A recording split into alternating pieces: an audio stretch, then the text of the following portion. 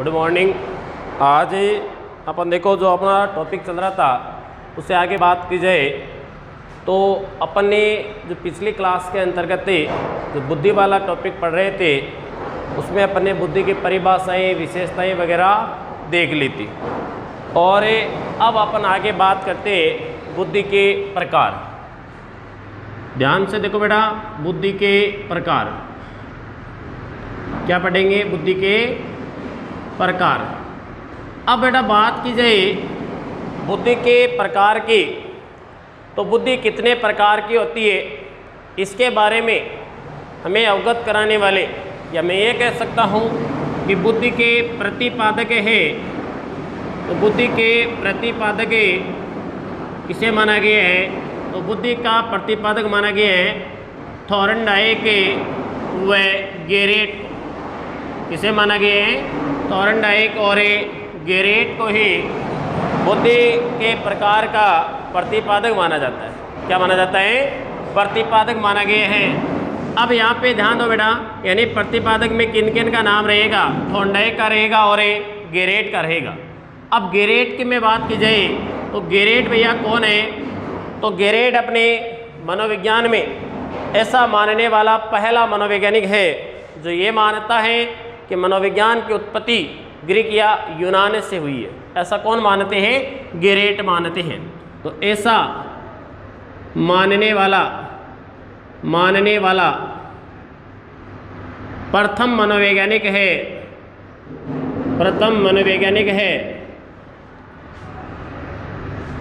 ऐसा मानने वाला प्रथम मनोवैज्ञानिक है कि मनोविज्ञान की उत्पत्ति ग्रीक या यूनान से। ठीक है, ग्रीक या यूनान से मनोविज्ञान की उत्पत्ति मानने वाले पहले मनोवैज्ञानिक रहेगा गेरेट। अब यहाँ पे आप ध्यान दो बेटा, एक नाम आपको एक मनोवैज्ञानिक का और दिख रहा है, वह है थॉर्नडाइक का। किसका? थॉर्नडाइक का। अब बेटा थॉर्नडाइक के बारे में तो आपने बहुत कुछ पढ़ भी चुके हैं पीछे की क्लासों में भी अपने, लेकिन मैं और भी बता देता हूँ आपको थोड़ा बहुत। थॉर्नडाइक है ना बेटा, ये आपके एजुकेशन साइकोलॉजी का जनक माना गया है।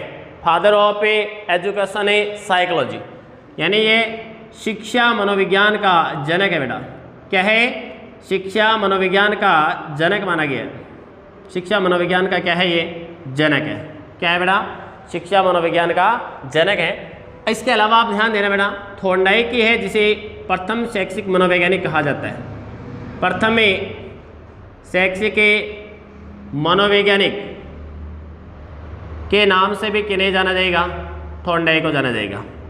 अब बेटा एक चीज़ और बता देता हूँ कि मनोविज्ञान के अंतर्गत पशुओं के ऊपर प्रयोग करने वाले, मनोविज्ञान में पशुओं पर प्रयोग करने वाले पहले मनोवैज्ञानिक है तो भी कौन है? वह थॉर्नडाइक जी है। कौन है? थॉर्नडाइक।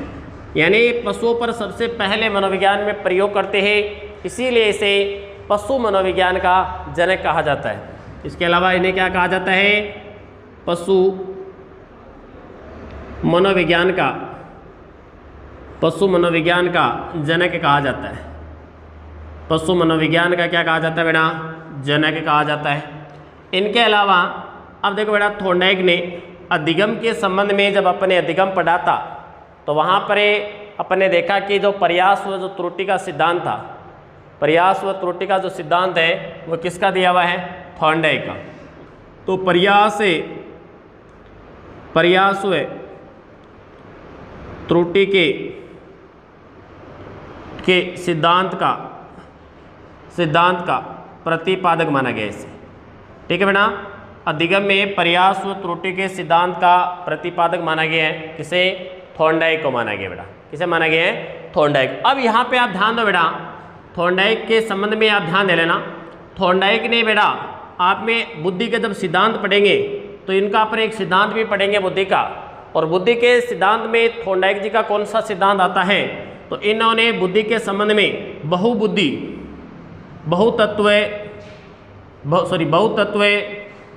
सिद्धांत दिया था। बुद्धि का बहुतत्व जो सिद्धांत है ये किसका दिया हुआ है? ये थॉर्नडाइक जी का दिया हुआ है बेटा। देखो बेटा, थॉर्नडाइक ये कहता है कि हमारे कोई भी मानसिक क्रिया करने के लिए मस्तिष्क में बुद्धि के बहुत सारे तत्व होते। कहा कि जैसे एक रेत का टीला ले लो अपने, उसमें जैसे रेत के जो छोटे छोटे कण होते, उसी प्रकार कहा कि अपने मस्तिष्क में बहुत सारे कण होते, और कहा कि प्रत्येक कण होते वह अपना एक अलग अलग कार्य करते। ठीक है, यानी एक कार्य में कोई व्यक्ति निपुण है तो जरूरी नहीं कि वह दूसरे कार्य में भी निपुण होगा, क्योंकि प्रत्येक कार्य के लिए अलग अलग तत्व पाए जाते हैं। ऐसा सिद्धांत है बहुतत्व सिद्धांत, जो किसका दिया हुआ है, थॉर्नडाइक का।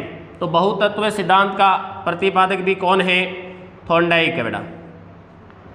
अब इनके अलावा ध्यान दो बेटा, थॉर्नडाइक है ना, थॉर्नडाइक के गुरु का नाम क्या रहेगा। थॉर्नडाइक का गुरु कौन था, तो इसका गुरु था विलियम जेम्स। इनका गुरु है विलियम जेम्स, यानी ये विलियम जेम्स का शिष्य था। और विलियम जेम्स की बात की जाए ना बेटा, तो विलियम जेम्स है, इन्होंने 1875 में सबसे पहले मनोविज्ञान का पाठ्यक्रम तैयार किया था। मनोविज्ञान का सबसे पहला पाठ्यक्रम तैयार करने वाला कौन रहेगा, विलियम जेम्स। इनके अलावा 1890 में एक पुस्तक लिखता है ये प्रिंसिपल ऑफ ए साइकोलॉजी, जो मनोविज्ञान की प्रथम वैधानिक पुस्तक मानी जाती है। प्रिंसिपल ऑफ ए साइकोलॉजी, ये मनोविज्ञान की प्रथम वैधानिक पुस्तक मानी गई है। और ये विलियम जेम्स को आधुनिक मनोविज्ञान का जनक या प्रतिपादक कहा जाता है। आधुनिक मनोविज्ञान का जनक कहा जाता है इसे। क्या कहा जाता है, आधुनिक मनोविज्ञान का जनक कहा जाता है बेटा। ठीक है, एक आपने नाम है विलियम वुंड का भी सुना होगा। उन्होंने मनोविज्ञान की सबसे पहली लैब तैयार की थी, इसलिए उसको प्रयोगात्मक मनोविज्ञान का जनक माना जाता है। क्या माना जाता है, प्रयोगात्मक मनोविज्ञान। अब बेटा बात करते हैं अपन पढ़ रहे बुद्धि के प्रकार है, और प्रकार का प्रतिपादक कौन है, थॉर्नडाइक और गेरेट। कौन है, थॉर्नडाइक और गेरेट। अब यहाँ पे ध्यान दो बेटा, थॉर्नडाइक की जो दो पुस्तकों के नाम याद रखना। बुद्धि के प्रकार की बात है तो थॉर्नडाइक की दो पुस्तक याद रहनी चाहिए। एक तो पुस्तक है एनिमल इंटेलिजेंस, एनिमल इंटेलिजेंस। अब देखो बेटा, आप इनकी जो एनिमल इंटेलिजेंस पुस्तक है, इस पुस्तक में ही इन्होंने अपने प्रयास व त्रुटि के सिद्धांत का प्रतिपादन किया था। यानी अपने प्रयास व त्रुटि के सिद्धांत का प्रतिपादन भी एनिमल इंटेलिजेंस में किया गया है। अब बुद्धि के प्रकार है, ये एनिमल इंटेलिजेंस है, और एक इनकी पुस्तक है एजुकेशनल साइकोलॉजी, एजुकेशनल साइकोलॉजी।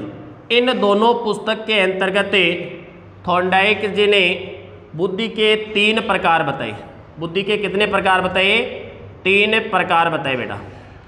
अब यहाँ पे ध्यान दो कि थॉर्नडाइक और गेरेट प्रतिपादक है, और थॉर्नडाइक और गेरेट दोनों ही बुद्धि के कितने प्रकार मानते, 3 प्रकार मानते। कितने प्रकार है, 3 प्रकार मानते हैं। और गेरेट ऐसा मानने वाला पहला मनोवैज्ञानिक है जो मनोविज्ञान की उत्पत्ति ग्रीक या यूनान से हुई।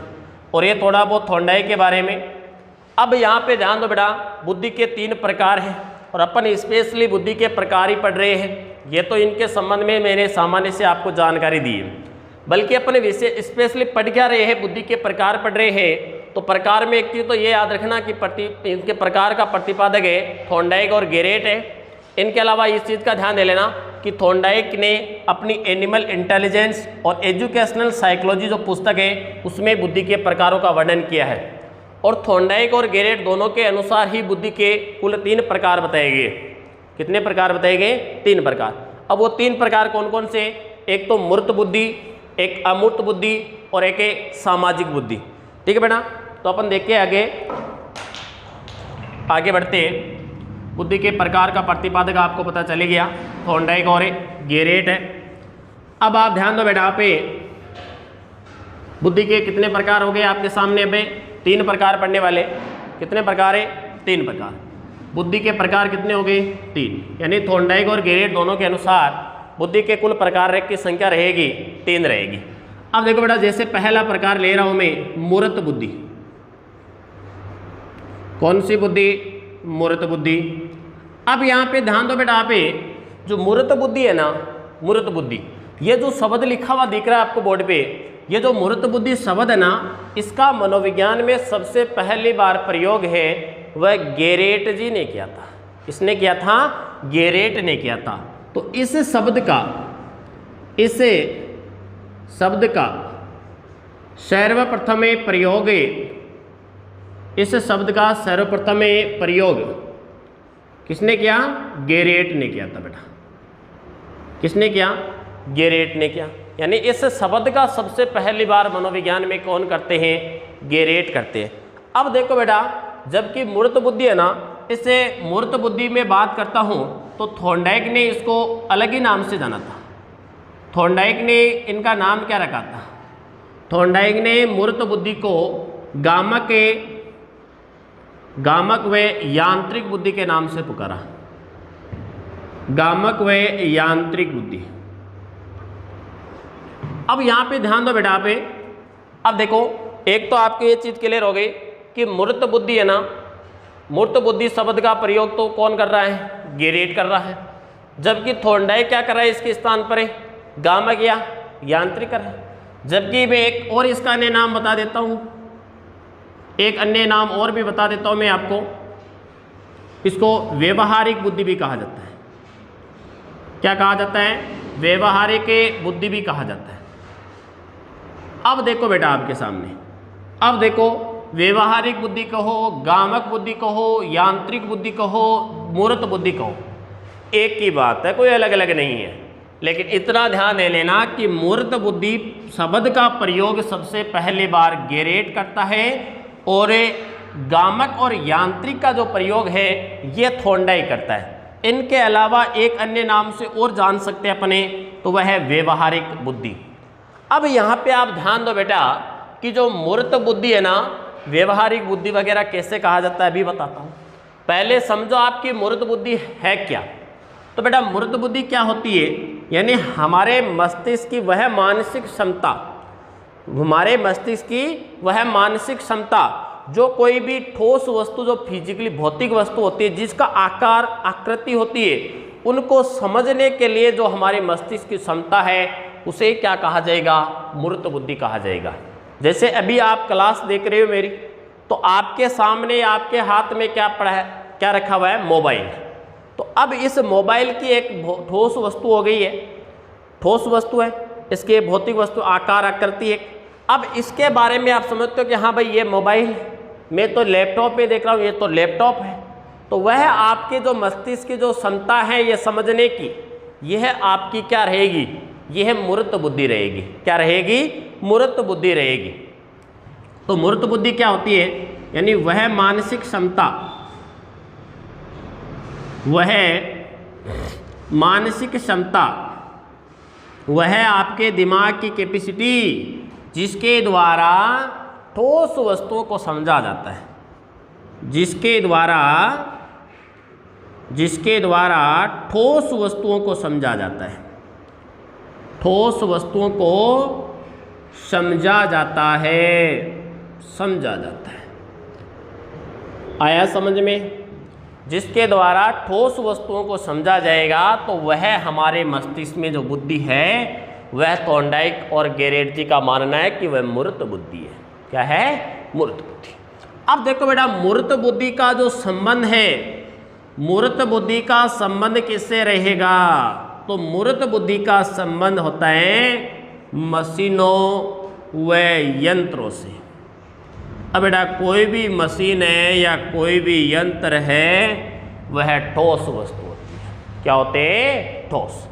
उनको समझा जाए तो हमारे मस्तिष्क की वह जो क्षमता है वही मूर्त बुद्धि है। और मूर्त बुद्धि का प्रयोग किस में किया जाता है? तो मूर्त बुद्धि का जो प्रयोग की बात की जाए तो मूर्त बुद्धि का बेटा प्रयोग किया जाता है व्यापार या व्यवसाय में। व्यापार या कोई भी व्यवसाय में। और बेटा कोई भी व्यापार व्यवसाय व व्यवहार के द्वारा चलाना पड़ता है। ठीक है, व्यक्ति को वहाँ पर क्या दर्शाना पड़ता है? एक व्यवहारिक अपना जो व्यवहारिक रूप से चलाना पड़ता है कारोबार को, इसलिए समझ लेना जिसमें व्यापार व्यवसाय आए वह कौन सी बुद्धि होगी? व्यवहारिक बुद्धि। यानी मैं बात करता हूँ बेटा कि जो मूर्त बुद्धि है ये किस में पाई जाती है? तो यह है कोई भी प्रकार का मिस्त्री है बेटा, कोई भी मशीनें सही करने वाला है मिस्त्री होता है, तो वह ठोस वस्तुओं को सही करता है, उनको समझता है, तो मिस्त्री है, या मैं कारीगर कह सकता हूँ, कारीगर है इत्यादि। इनमें क्या होता है बेटा? इंजीनियर है, ठीक है। तो इनमें क्या होती है? मूर्त बुद्धि पाई जाती है। क्या पाई जाती है? मूर्त बुद्धि। यानी मूर्त बुद्धि शब्द का सबसे पहली बार मनोविज्ञान में प्रयोग गेरेट ने किया था, जबकि थोर्नडाइक ने मूर्त बुद्धि के स्थान पर गामक बुद्धि या यांत्रिक बुद्धि शब्द काम में लिया। मूर्त बुद्धि या गामक बुद्धि या यांत्रिक बुद्धि को आप व्यवहारिक बुद्धि भी कह सकते हो। और मूर्त बुद्धि क्या होती है कि हमारी वह मानसिक क्षमता जिसके द्वारा ठोस वस्तुओं को समझा जाता है, वही क्या होती है? मूर्त बुद्धि। और मूर्त बुद्धि का जो संबंध है वह होता है मशीनों और यंत्रों से, इसे मशीन और यंत्रों से, और इसका प्रयोग है वह व्यापार व व्यवसाय में किया जाता है, और ये मिस्त्री है, कारीगर है, इनमें पाई जाती है। कोई दिक्कत है? इनको आप स्क्रीनशॉट ले लो। फिर अपने अमूर्त देखेंगे, मिटा देता हूँ। अब देखो बेटा, मूर्त पढ़ ली अपने, अब अगली कौन सी देखे? अमूर्त बुद्धि। कौन सी बुद्धि? अमूर्त। यानी 3 प्रकार की बुद्धि पढ़ेंगे, मूर्त, अमूर्त और सामाजिक बुद्धि। अब देखो बेटा, बात की जाए तो दूसरे है अमूर्त बुद्धि। अमूर्त बुद्धि, ये लो बेटा, अमूर्त बुद्धि। अब बेटा बात की जाए अमूर्त बुद्धि की, तो अमूर्त बुद्धि होती है ना, इसे सैद्धांतिक बुद्धि भी कहा जाता है, और हमारे वह मानसिक क्षमता दिमाग की जिसके द्वारा कोई भी शब्द है, कोई भी संकेत, चिन्ह, प्रतीक है या गणितीय संख्या है, इनको यदि समझा जाता है तो वही क्या होती है बेटा? वही हमारी क्या है? आपकी अमूर्त बुद्धि है।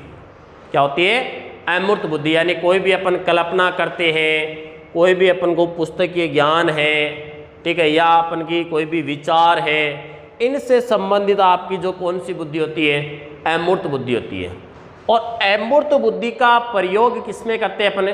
अपन के जब कोई भी समस्या आ जाती है, क्या आ जाए? कोई भी मान लो समस्या आ जाए, तो उस समस्या का समाधान करने के लिए आपके मस्तिष्क में कोई विचार उत्पन्न होगा कि इस समस्या का समाधान अपन ऐसे कर सकते हैं। तो यह आपके विचार वगैरह जो चलती है चीज़ें, ये ठोस वस्तुएं नहीं होती है। क्या नहीं होती? ठोस नहीं होती है। तो वह किस में चली जाती है? अमूर्त में। जैसे कोई भी लेखक है, कोई भी शिक्षक है, आपका कोई भी डिजाइनर है, ठीक है, या आपका कोई भी कहानीकार है, ठीक है, चित्रकार है, इनमें क्या होती है? अमूर्त बुद्धि पाई जाती है। बेटा चाहे डायग्राम बनाने वाला भी होता है ना, वह भी दिमाग में विचार चलाता है, ऐसे बना दूँ, ऐसे बना दूँ, इतना अच्छा लगेगा, इतना बुरा लगेगा, जो भी। अब देखो बेटा, अमूर्त बुद्धि। अमूर्त बुद्धि को आप क्या कह सकते हो? सैद्धांतिक बुद्धि भी कह सकते हो। क्या कह सकते हैं अपने? सैद्धांतिक। और अमूर्त बुद्धि क्या होती है? तो वह मानसिक क्षमता, वह मानसिक क्षमता, वह अपने दिमाग की क्षमता जिसके द्वारा, उसमें आपने लिखा ठोस वस्तु को समझा जाता है, इसमें जिसके द्वारा शब्द, संकेत, चिन्ह, प्रतीक, गणित आदि को समझा जाता है, आदि को समझा जाता है। तो समझ लेना कौन सी बुद्धि काम आ रही है? अमूर्त। कौन सी? अमूर्त। अब बेटा अमूर्त चीज में आप ध्यान दो बेटा, अमूर्त बुद्धि के अंतर्गत इसका जो संबंध है, उसमें देखा था आपने कि मशीन है, यंत्र है वगैरह, उनको समझने के लिए आपकी अमूर्त बुद्धि होती है। तो इसमें किसको समझने के लिए? कल्पना है, आपका पुस्तकीय ज्ञान है, या कोई भी आपके विचार है, इनसे संबंधित कौन सी बुद्धि होती है? अमूर्त बुद्धि होती है।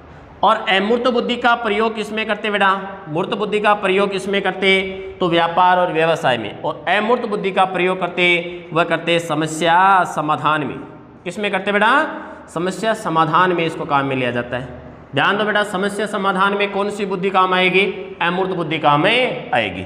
और ये अमूर्त बुद्धि किसमें होती है? लेखक है, कवि है, कहानीकार है, शिक्षक है, डॉक्टर है, वकील है, ठीक है। इनमें हमेशा कौन सी बुद्धि होती है बेटा?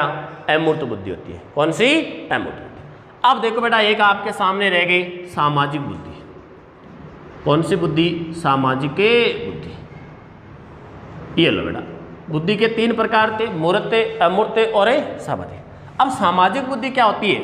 इसका यानी हमारी वह मानसिक क्षमता जिसके द्वारा एक व्यक्ति दूसरे व्यक्ति को जो समझता है, तो वही क्या होती है? सामाजिक बुद्धि होती है। वही क्या होती है? सामाजिक बुद्धि। यानी वह मानसिक क्षमता जिसमें एक व्यक्ति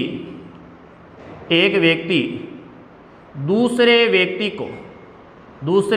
को समझता है, जिसमें एक व्यक्ति दूसरे व्यक्ति को समझता है, वही कौन सी बुद्धि है बेटा? वही अपन की सामाजिक बुद्धि है। और बेटा एक चीज़ का ध्यान दे लेना, यहाँ से बैठा रहा बेटा थोड़ा मैं,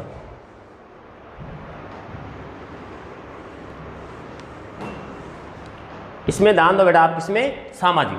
जिसमें सामाजिक बुद्धि अधिक होती है वह व्यक्ति वाक्पटु कहलाते हैं। सामाजिक बुद्धि की अधिकता वाले, सामाजिक बुद्धि की अधिकता वाले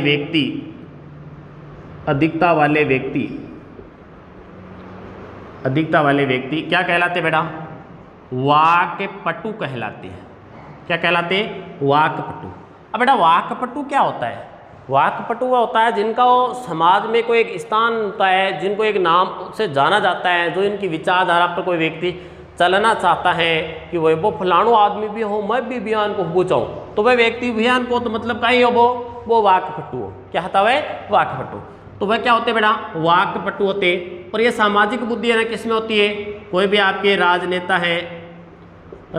हैं, कोई भी आपका समाज सुधारक है, इनमें कौन सी होते हैं बेटा? इनमें सामाजिक बुद्धि होती है। तो मूर्त, अमूर्त और सामाजिक, थॉर्नडाइक और गैरेट ने 3 प्रकार की बुद्धि बताई। अब देखो बेटा, बात ये आती है कि डेनियल गोलमैन जी क्या कहते हैं कि भैया एक बुद्धि और बना दी। वह क्या? कि एक संवेगात्मक बुद्धि का प्रतिपादन कर देते और कहते हैं कि संवेगात्मक बुद्धि तो सामाजिक बुद्धि का ही रूप है। संवेगात्मक बुद्धि कौन सी बुद्धि का रूप बताया? सामाजिक बुद्धि का। अब देखेंगे बेटा संवेगात्मक बुद्धि क्या होती है। वैसे आपके बुद्धि के 3 ही प्रकार याद रखना है आपको, कौन कौन से? मूर्त, अमूर्त और सामाजिक। अब अगला देखो बेटा, संवेगात्मक बुद्धि की बात करता हूं मैं। कौन सी बुद्धि की? संवेगात्मक बुद्धि की।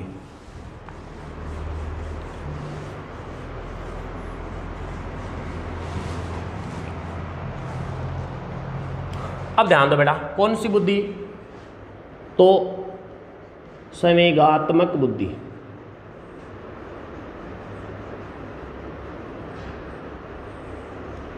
कौन सी बुद्धि? संवेगात्मक। अब बेटा संवेगात्मक बुद्धि क्या होती है?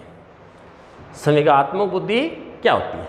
तो इनको समझने के लिए हमें बैठता होना चाहिए। पहले बुद्धि का तो आपको पता है कि हमारे मानसिक क्षमता होती है, कोई भी चीज़ समझने के लिए या उन पर कंट्रोल रखने के लिए, उनको पहचानने के लिए अपने दिमाग की कोई एक क्षमता होती है, कैपेसिटी होती है, वही क्या होती है? बुद्धि होती है। लेकिन संवेगात्मक बुद्धि क्या होती है? यानी वह बुद्धि जो संवेगों को पहचानने, समझने, उन पर नियंत्रण रखने के लिए पाई जाती है। यानी हमारी वह बुद्धि जो संवेगों को पहचानने, समझने और नियंत्रित करती है, वही बुद्धि संवेगात्मक। बेटा संवेग क्या होते हैं? बात तो कर ली कि संवेगों को पहचानने, समझने, उन पर नियंत्रण करने। संवेग क्या होता है बेटा? संवेग क्या होता है? तो संवेग क्या होता है? संवेग व्यक्ति की उत्तेजित दशा ही संवेग है। किसने कहा? वुडवर्थ ने। यानी अपन कोई उत्तेजना में आ जाते हैं, जैसे आपको कोई गाली निकाल देता है और आप उत्तेजना में आ जाते हो, ले भाई मन गाली क्या काट दी, तो वह आप जो गुस्से में दिखाई देते हो उस समय क्रोध में, वह आपका क्या है, क्रोध संवेग है। क्या है आपका, संवेग है। या आप मान लो कि आपका जब सरकारी मास्टर भर्ती में आपका चयन हो गया, आप सरकारी मास्टर बन गए, रीट का रिजल्ट आया 3rd ग्रेड का, उस समय आपके जो शरीर से जो रिएक्शन जो हो रही है प्रेजेंट, वह भी आपका क्या है, संवेग है। वह भी आपका क्या है, संवेग। यानी अपन जो उत्तेजना में आ जाते बॉडी से जो प्रकट करवाते हैं वही क्या होते हैं, संवेग होते हैं। यानी लेजारस ने कहा था कि संवेग सुख और दुख का परिणाम बताया था। सुख व दुख का परिणाम, यानी सुख में अपने या दुख में जो बॉडी से जो रिजल्ट तैयार करवाते वही क्या है, संवेग है। और पावलोव ने कहा था कि संवेग सभी विकास की रीढ़ है, इससे आपका सभी विकास होते हैं, भाषात्मक है, आपका शारीरिक विकास, मानसिक विकास, सब पर इसका प्रभाव पड़ता है बेटा। ठीक, अब ध्यान दो बेटा, आप थोड़ा बहुत संवेग की चर्चा कर लेते बेटा। संवेगात्मक बुद्धि में थोड़ा बहुत संवेग पढ़ेंगे अपन, ध्यान दे लो बेटा। संवेग, पहली बात, संवेग का अर्थ क्या होता है? संवेग का अर्थ क्या होता है बेटा? तो उत्तेजित दशा, उत्तेजित दशा, उत्तेजित स्टेज ही क्या कहलाती है, संवेग कहलाती है। अब ध्यान दो बेटा, संवेग है ना, इसके संबंध में वुडवर्थ ने क्या कहा था कि संवेग व्यक्ति की उत्तेजित दशा है, संवेग व्यक्ति की उत्तेजित दशा है, ऐसा किसने कहा था? वुडवर्थ ने। और लेजारस ने क्या कहा था? लेजारस ने कि संवेग सुख व दुख का परिणाम है, सुख व दुख का परिणाम है, ऐसा किसने कहा था? तो लेजारस ने कहा था। अब ध्यान दो, क्रोनिकरों ने कहा कि संवेगात्मक विकास सामाजिक विकास साथ साथ होता है। ठीक, अब देखो बेटा, यहाँ पर संवेग होते हैं ना, संवेगों का नियमन और संचालन कौन करता है? संवेगों का, अपन के जो संवेग होते हैं बेटा, उनका नियमन और संचालन करने की जो जिम्मेदारी है ये किसकी होती है? तो ये अपने मस्तिष्क के अंतर्गत जो अग्र मस्तिष्क का आगे वाला जो हिस्सा होता है इसे बोलते हैं प्रमस्तिष्क। क्या बोलते हैं? प्रमस्तिष्क। तो इसी प्रमस्तिष्क के द्वारा ही क्या होता है, अपने संवेगों का नियमन होता है और वहीं से संचालन होता है। तो कौन करता है? प्रमस्तिष्क। कौन करता है बेटा? प्रमस्तिष्क। जबकि बेटा ध्यान देना, आप जो आपके इनके ऊपर नियंत्रण रखने की जो जिम्मेदारी है ये किसकी है? हाइपोथैलेमस रखता है बेटा। संवेगों पर नियंत्रण कौन रखता है? कंट्रोल केंद्र कौन है बेटा? तो नियंत्रण केंद्र है हाइपोथैलेमस। कौन है बेटा? हाइपोथैलेमस है। अब आप ध्यान दो बेटा, संवेग होते हैं ना, इन संवेगों के ऊपर सबसे पहले अध्ययन व लिखने का कार्य, संवेग क्या है क्या नहीं है इसके बारे में लिखने और इनके ऊपर सबसे पहले अध्ययन करने का लिखने का कार्य का श्रेय है वह किसे दिया जाता है? वाटसन को बेटा। किसे दिया जाता है? वाटसन को दिया जाता है। किसे दिया जाता है बेटा? वाटसन को दिया जाता है। वाटसन ने क्या कहा था बेटा? वाटसन ने कहा कि जब बच्चे का जन्म होता है उस समय, जन्म के समय बच्चे में 3 संवेग पाए जाते हैं। यानी कहने का अर्थ यह है कि संवेग होते हैं ना बेटा, संवेग जन्मजात व प्राकृतिक होते हैं, जन्मजात व प्राकृतिक के होते हैं। यानी संवेगों आप अर्जित नहीं कर सकते, संवेगों को आप अर्जित नहीं कर सकते। संवेग क्या होते हैं? जन्मजात होते हैं बेटा। वाटसन ने क्या कहा कि बच्चे में जन्म के समय कितने संवेग पाए जाते हैं? कहा 3 संवेग होते बेटा। मैकडूगल ने कहा कि 14 मूल प्रवृत्ति 14 ही संवेग है। बोरोन क्यों 1 लाख कुछ ज़्यादा शरीर में संवेग व 1 लाख कुछ ज़्यादा ही मूल प्रवृत्तियाँ हुए। लेकिन यहाँ पर देखो, सबसे पहले लिखने और अध्ययन करने का कार्य वाटसन ने किया और वाटसन ने कहा कि जन्म के समय बच्चे में 3 संवेग होते हैं। कितने? 3। कौन कौन सा बेटा? एक तो बताइए भाई, कौन सो? भय, एक कौन सो बताइयो क्रोध, भय के बाद है क्रोध, और एक बता दिया स्नेह। क्यों ए जन्म के समय 3 संवेग हुआ बच्चा में, कहता वह 3 कौन कौन सा, भय क्रोध स्नेह, भय क्रोध स्नेह, भय क्रोध स्नेह। अब देखो बेटा बात ये कि भय और क्रोध है ना, इन दोनों को तो बताया नकारात्मक संवेग। ये तो कौन से होते बेटा, नकारात्मक संवेग होते हैं, और स्नेह कौन सा संवेग है, इनको सकारात्मक बताया था। इनको क्या बताया, सकारात्मक। अब देखो बेटा, और आपके संवेगों के बीच में जो संघर्ष पाई जाती है, उनका मूल कारण कौन से संवेग को माना जाता है, क्रोध को। किसको माना जाता है, क्रोध को।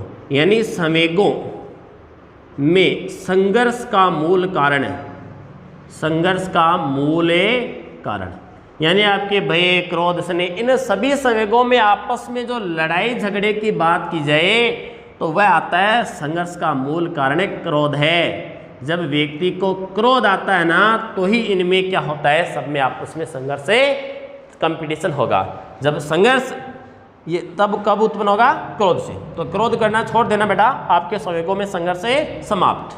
अब यहाँ पे ध्यान दो बेटा, ये जो सबसे पहले उत्पन्न होता है तो कहा कि वह होता है भय। सबसे पहले बच्चे में कौन सा संवेग पैदा होगा, भय पैदा होगा। किसने कहा, वाटसन ने। और भय के बारे में होब्स ने क्या लिखा था, होब्स ने भय के बारे में ये लिखा है कि मैं और मेरा जुड़वा भाई भय। क्या लिखा, कि मैं और मेरा जुड़वा भाई भय। यानी होब्स ने इस भय संवेग को अपना जुड़वा भाई माना कि ये मेरा जुड़वा भाई है, यानी मेरे जन्म से मेरे साथ में पैदा हुआ है, कि मैं और मेरा जुड़वा भाई भय दोनों एक साथ पैदा हुए हैं और आजीवन एक साथ ही रहेंगे। यानी एक साथ ही तो पैदा होंगे, और जिस दिन मैं यहाँ से विदा लेकर के जाऊँगा उसी दिन मेरा भय जाएगा। ठीक है, क्या लिखा था होब्स ने, कि मैं और मेरा जुड़वा भाई, मैं और मेरा जुड़वा भाई दोनों एक साथ पैदा हुए हैं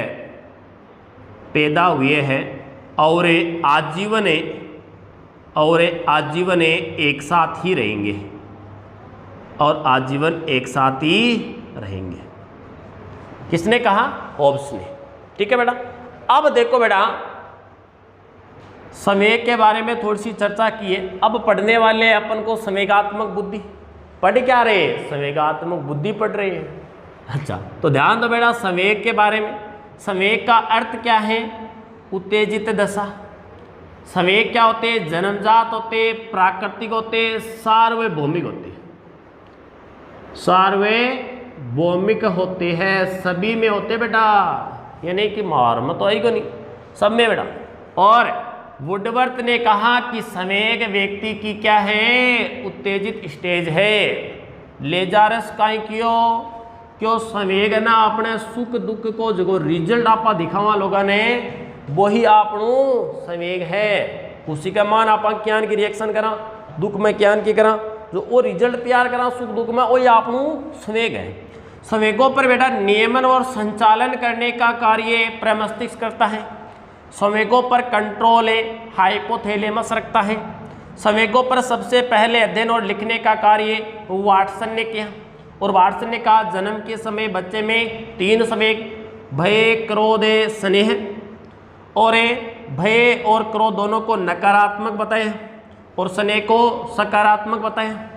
और होब्स ने भय के संबंध में कहा कि मैं और मेरा जुड़वा भाई भय दोनों एक साथ पैदा हुए, आजीवन एक साथ रहेंगे। और इस संवेगों में संघर्ष का मूल कारण क्रोध को माना गया है। अब देखो बेटा, वाटसन वगैरह तो कहते हैं कि जन्म से ही पाए जाते हैं, जबकि ब्रिजेज वगैरह ने क्या कहा था कि जन्म के बाद पैदा होते हैं, जन्म के बाद उत्पन्न होते हैं। ठीक है, जन्म के समय कोई भी संवेग नहीं पाया जाता है, ये ब्रिजेज वगैरह ने कहा था। ठीक है, वह आपको संवेगात्मक विकास में पढ़ा हुआ है आपका। ठीक है, अब आगे देखते हैं बेटा। हाँ ठीक है, अब देखो बेटा, मैं आपको ले जाता हूँ संवेगात्मक बुद्धि में। संवेग की चर्चा कर ली, अपने संवेग के बारे में समझ गए। इन संवेगों को पहचानने, समझने और उन पर नियंत्रण रखने वाली बुद्धि ही संवेगात्मक बुद्धि कहलाती है। ठीक है, तो अब बेटा बात करते हैं अपन संवेगात्मक बुद्धि की। किसकी बात करेंगे? संवेगात्मक बुद्धि की।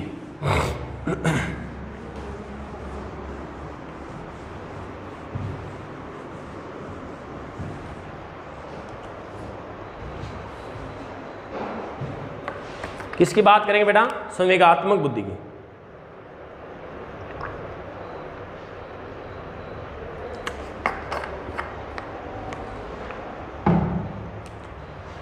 अब देखो बेटा, संवेगात्मक बुद्धि है ना, क्या होती है? वह बुद्धि जो संवेगों को पहचानने, समझने व नियंत्रित करने में उपयोगी। ठीक है, वही अपन की कौन सी बुद्धि है बेटा? संवेगात्मक। और इस संवेगात्मक बुद्धि शब्द का सबसे पहले बार प्रयोग किसने किया? इस शब्द का सर्वप्रथम प्रयोग बेटा, इस संवेगात्मक बुद्धि है ना, इस शब्द का सबसे पहली बार जो प्रयोग है वह प्रयोग किसने किया था? तो वह किया वायनपायन ने। किसने? वायनपायन ने। वायनपायन ने। अब देखो बेटा, वायनपायन ने एक पुस्तक लिखी थी। क्या लिखी? पुस्तक का नाम क्या था? पुस्तक का नाम था संवेगात्मक विकास व संवेगात्मक बुद्धि। संवेगात्मक विकास व संवेगात्मक बुद्धि नाम की पुस्तक लिखते हैं और इसी पुस्तक में सबसे पहली बार इनका प्रयोग करते हैं। कौन सी? संवेगात्मक विकास व संवेगात्मक बुद्धि में सबसे पहली बार प्रयोग किया। अरे बेटा, यहाँ पे ध्यान दो, जब पुस्तक का नाम ही इनमें संवेगात्मक बुद्धि नाम लिख ही रहा है, पुस्तक का ही नाम है, तो ऑटोमेटिक नाम हो गया ना। तो ये पुस्तक का नाम है संवेगात्मक विकास व संवेगात्मक बुद्धि, जो किसकी लिखी हुई है? वायनपायन की। इसमें इस शब्द का सबसे पहली बार मनोविज्ञान में क्या हुआ है? यूज हुआ है। अब यहाँ पे ध्यान देना बेटा, संवेगात्मक बुद्धि है ना, संवेगात्मक बुद्धि पर सबसे पहले लिखने का कार्य किसने किया? सर्वप्रथम लिखने का कार्य। सर्वप्रथम लिखने का कार्य। अब देखो बेटा, संवेगों पर तो सबसे पहले लिखने का कार्य वाटसन ने किया था, जबकि सर्वप्रथम संवेगात्मक बुद्धि पर लिखने का जो कार्य है ये किसने किया था? तो ये जॉन मेयर व पीटर सलोवी ने। किसने? जॉन मेयर व पीटर सलोवी ने। किसने किया बेटा? तो जॉन मेयर और पीटर सलोवी ने संवेगात्मक बुद्धि पर सबसे पहले लिखने का कार्य किया और संवेगों पर सबसे पहले लिखने का कार्य वाटसन ने किया था। अब यहाँ पे ध्यान दो बेटा, लेकिन संवेगात्मक बुद्धि का यदि आपको क्या पूछ लिया जाए? प्रतिपादक पूछ लिया जाए कि संवेगात्मक बुद्धि का प्रतिपादक कौन है, उस समय आप ध्यान देना बेटा, प्रतिपादक में किसका नाम बताओगे? तो बताओगे डेनियल गोलमैन। किसका? डेनियल गोलमैन का। अब देखो बेटा, डेनियल गोलमैन है ना, वह इसका प्रतिपादक है। प्रतिपादक कौन है? Daniel Goleman. शब्द का प्रयोग पहली बार प्रयोग वायनपायन, लिखने का कार्य इस पर जॉन मेयर पीटर सलोवी। लेकिन यहाँ पे ध्यान दो बेटा आप कि प्रतिपादक कौन है? Daniel Goleman. डेनियल गोलमैन ने बेटा एक बुक लिखी थी, जिस बुक का नाम था कि संवेगात्मक बुद्धि। संवेगात्मक बुद्धि बुद्धि लब्धि से, बुद्धि लब्धि यानी IQ से अधिक महत्वपूर्ण क्यों? अधिक महत्वपूर्ण क्यों? ये यहाँ पे ध्यान दो बेटा, कोई एक प्रकार का आपको प्रश्न नहीं है, यह एक बुक का नाम है। यह के बुक का नाम है कि संवेगात्मक बुद्धि बुद्धि लब्धि से अधिक महत्वपूर्ण क्यों? हाँ, हालांकि आपको लंबा लग रहा है, ऐसे बहुत बड़ा कि तुम तो पड़ोसी नहीं आगे, तुम कोई किताब को नाम हुए कि? अरे बेटा, वो किताब को ही नाम है। क्या नाम है? संवेगात्मक बुद्धि बुद्धि लब्धि से अधिक महत्वपूर्ण क्यों? इस पुस्तक में सबसे पहली बार डेनियल गोलमैन जी ने क्या कर दिया, इसका प्रतिपादन कर देते। और क्या कहते हैं डेनियल गोलमैन? डेनियल गोलमैन ये कहते हैं कि संवेगात्मक बुद्धि सामाजिक बुद्धि का ही रूप है। क्या कहते हैं बेटा? कि यह सामाजिक बुद्धि का ही रूप है। किसका रूप बताया? सामाजिक बुद्धि का ही इसको क्या बताया? रूप बताया। किसका? सामाजिक बुद्धि का। अब इनके अलावा आप ध्यान दो बेटा, एक तो बता दिया कि संवेगात्मक बुद्धि सामाजिक बुद्धि का ही रूप है। अब इनके अलावा ध्यान दो बेटा आप कि डेनियल गोलमैन जी ने यह बताया था, हमें क्या बताया? डेनियल गोलमैन ने बताया कि व्यक्ति की सफलता में यदि आपको आज इस एग्जाम शिक्षक भर्ती परीक्षा में आपको सफलता मिलती है तो कहा कि इनमें व्यक्ति की सफलता में आईक्यू की अपेक्षा, आपके बुद्धि लब्धि जो आईक्यू आपकी, उसकी अपेक्षा अधिक महत्वपूर्ण डेनियल गोलमैन जी ने किनको बताया? संवेगात्मक बुद्धि। अरे अपने संवेगों पर नियंत्रण रखो, डेनियल गोलमैन जी के अनुसार उन पर आप नियंत्रण रखना। उन पर जब नियंत्रण रखोगे तो आपकी संवेगात्मक बुद्धि बढ़ेगी, जिससे आपको क्या मिल जाएगी? सफलता मिल जाएगी। तो बताया कि व्यक्ति की सफलता में बुद्धि लब्धि की अपेक्षा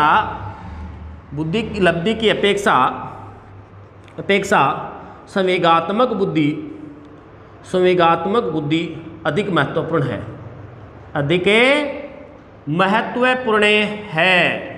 देखो बेटा, एक तो क्या बताया कि संवेगात्मक बुद्धि सामाजिक बुद्धि का ही रूप है। व्यक्ति की सफलता में बुद्धि लब्धि की अपेक्षा संवेगात्मक बुद्धि अधिक महत्वपूर्ण है। इनके अलावा डेनियल गोलमैन जी ने बताया कि व्यक्ति की जो सफलता मिलती है ना, उसमें 80% योगदान है। वह तो किसका बताया? संवेगात्मक बुद्धि का। और 20% योगदान है, वह किसका बताया? आईक्यू का। 20% योगदान किसका बताया? आईक्यू का। इनके अलावा डेनियल गोलमैन ने कहा कि व्यक्ति की जैसे जैसे आयु बढ़ती है वैसे वैसे संवेगात्मक बुद्धि बढ़ती है। यानी एक व्यक्ति जैसे 3-4 साल का है, वह अपने गुस्से पर वगैरह पर नियंत्रण नहीं रख सकता, लेकिन एक आप हो तो आप मान लो कि जैसे आयु बढ़ी हुई है तो आप नियंत्रण रख सकते हैं कि भैया यहाँ गुस्सा नहीं करेंगे, बाहर जाके देखेंगे, आज जाना बेटा बाहर, ठीक है, ये कहते हैं ना। तो वह क्या होता है, अपन उस पर नियंत्रण रख सकते। क्यों? क्योंकि जैसे जैसे आयु बढ़ेगी तो हमारी संवेगात्मक बुद्धि भी बढ़ेगी। कहा कि जैसे जैसे आयु बढ़ती है वैसे वैसे संवेगात्मक बुद्धि भी बढ़ती है। वैसे वैसे संवेगात्मक बुद्धि भी बढ़ती है। क्या बढ़ती है? संवेगात्मक बुद्धि। तो बेटा देखो, संवेगात्मक बुद्धि क्या है? यानी वह बुद्धि जो संवेगों को समझने, पहचानने, नियंत्रण करने के लिए अपने मस्तिष्क में पाई जाती है। और इस संवेगात्मक बुद्धि शब्द का पहली बार प्रयोग है वह वायन पायन जी करते हैं। कौन सी पुस्तक में? संवेगात्मक विकास व संवेगात्मक बुद्धि में। और संवेगात्मक बुद्धि पर सबसे पहले लिखने का कार्य जॉन मेयर और पीटर सलोवी ने किया था। और संवेगात्मक बुद्धि का प्रतिपादक है वह है डेनियल गोलमैन। कौन है बेटा? Daniel Goleman. डेनियल गोलमैन ने पुस्तक लिखी थी कि संवेगात्मक बुद्धि बुद्धि लब्धि से अधिक महत्वपूर्ण है। क्यों? इस पुस्तक में इन्होंने प्रतिपादन किया। और डेनियल गोलमैन ने यह बताया कि संवेगात्मक बुद्धि है ना बेटा, ये सामाजिक बुद्धि का ही रूप है। कौन सी बुद्धि का रूप बताया? सामाजिक बुद्धि का। और इनके अलावा बताया कि व्यक्ति की सफलता में आईक्यू की अपेक्षा बुद्धि लब्धि को अधिक महत्वपूर्ण बताया है। आईक्यू से संवेगात्मक बुद्धि को अधिक महत्वपूर्ण बताया। और कहा कि व्यक्ति की जो सफलता मिलती है उसमें व्यक्ति की सफलता में 80% योगदान होता है वह संवेगात्मक बुद्धि का। और 20% योगदान किसका बताया? आईक्यू का बताया है, बुद्धि लब्धि का। और कहा कि जैसे जैसे व्यक्ति की आयु बढ़ती है वैसे वैसे संवेगात्मक बुद्धि भी बढ़ती है।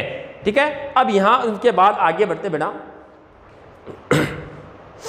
आगे देखो बेटा, यहाँ तक स्क्रीनशॉट ले सकते हो बेटा। उसके बाद अभी संवेगात्मक बुद्धि देख रहे हैं आगे।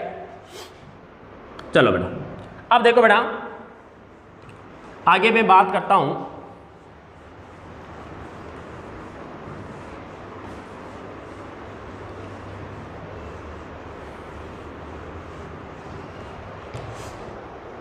अब ध्यान दो बेटा आप कि संवेगात्मक बुद्धि इतनी दूर तो अपन देख लिया। अब आगे की बात की जाए तो संवेगात्मक बुद्धि है ना, संवेगात्मक बुद्धि में तत्वों की संख्या पूछे, डेनियल गोलमैन के अनुसार, डेनियल गोलमैन, तो डेनियल गोलमैन ने कहा कि संवेगात्मक बुद्धि के 5 तत्व पाए जाते हैं अपने मस्तिष्क में।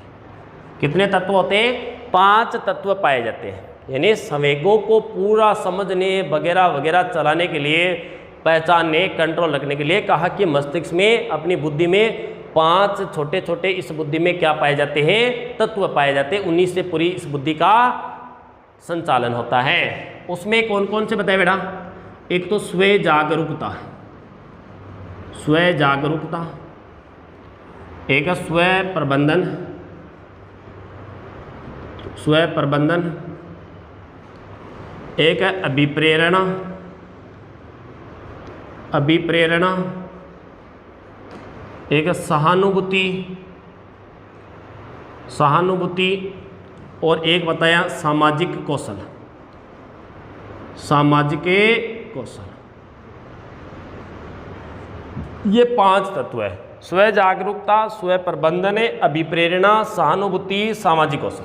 कहा कि अपने मस्तिष्क में ये 5 तत्व पाए जाते हैं।